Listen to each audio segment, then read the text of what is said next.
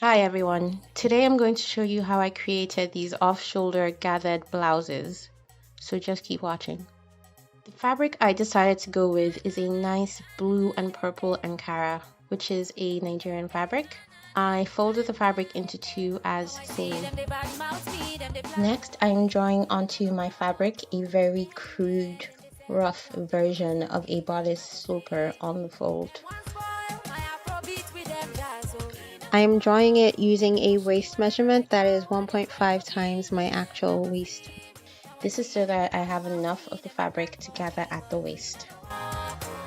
And this is what it looked like when I was done. Because it is an off-shoulder blouse, I will be cutting the fabric straight across from the neckline.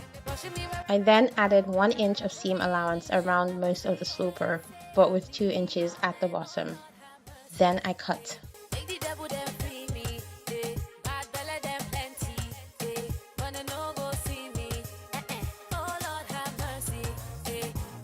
After that, I used the cutout fabric to cut out another similar piece on the fold again.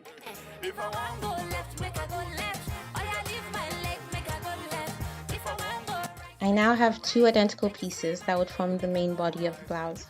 I joined the 2 pieces together with the right sides facing each other as seen. Then I sew along the sides with the 1 inch seam allowance. The 2 pieces have been joined now.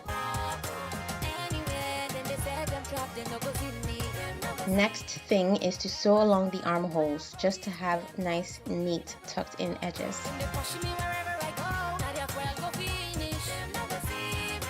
This is what the body looks like at this stage. Next, I'm going to work on the upper/shoulder part.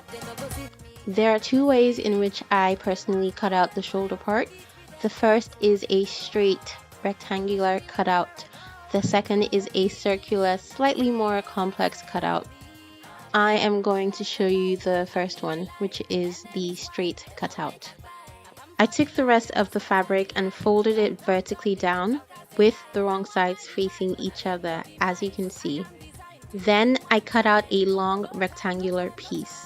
I really wanted the shoulder to gather quite a bit, so I used a width of 50 inches.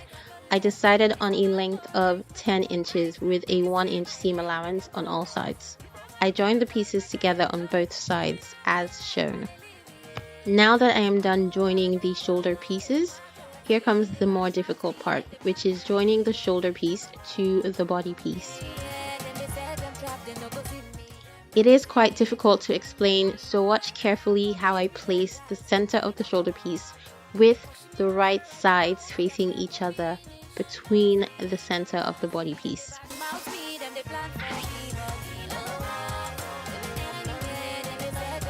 I align both pieces close to the edge, and then I carefully place the right side of the shoulder piece against the wrong side of the body piece. These are the 2 pieces I would be joining together. After that, I flip it over and do the same for the other side. Now I'm pressing down the seam allowance, then flipping the entire shoulder piece over to make a sort of concealed casing for the elastic. Remember, the width of the casing has to be slightly bigger than the width of the elastic to be used.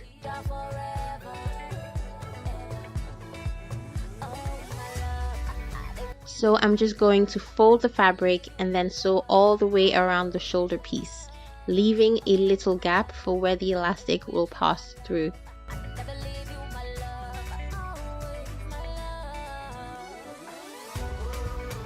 Now that I am done with that, I am going to take the elastic and pass it through the little gap that I left in the shoulder piece. The length of the elastic I used was about 25 inches.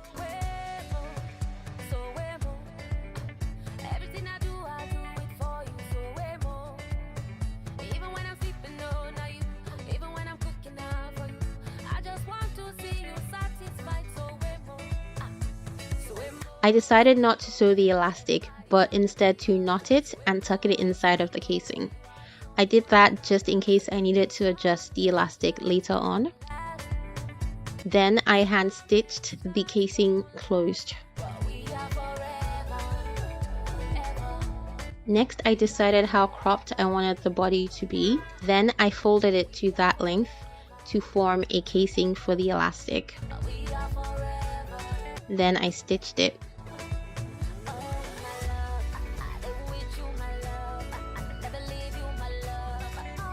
After that, I passed an elastic with a length of 20 inches through the casing.